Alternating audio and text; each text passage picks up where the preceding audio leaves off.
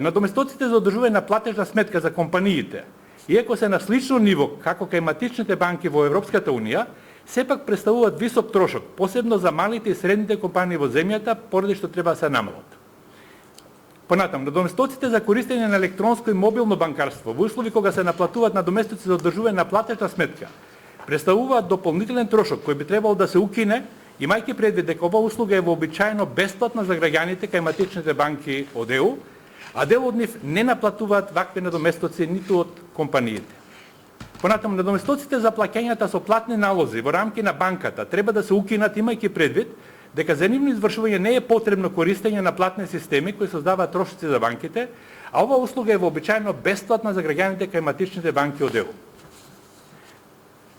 Понатаму, надоместоците за меѓубанкарски плаќања во домашна валута, кои се извршуваат преку платните системи КИПС, кредитничкиот интербанкарски систем, кој што кај нас е приватна компанија во собствена на банките,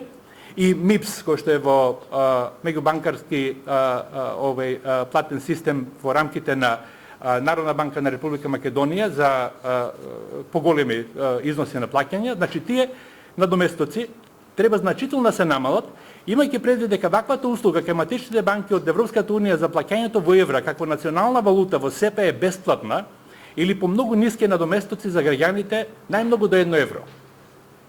Надоместоците за подигање готовина на туги банкомати во земјата и странство, кои кај некои банки се и во вид на процент од износот, треба да се намалат и поедностават следејќи го модулот на поставеност кај матичните банки од Европската Унија кои преминуваат пониски фиксни надоместоци по трансакција. Цените ќе се одлучуваат на ниво на секоја банка индивидуално.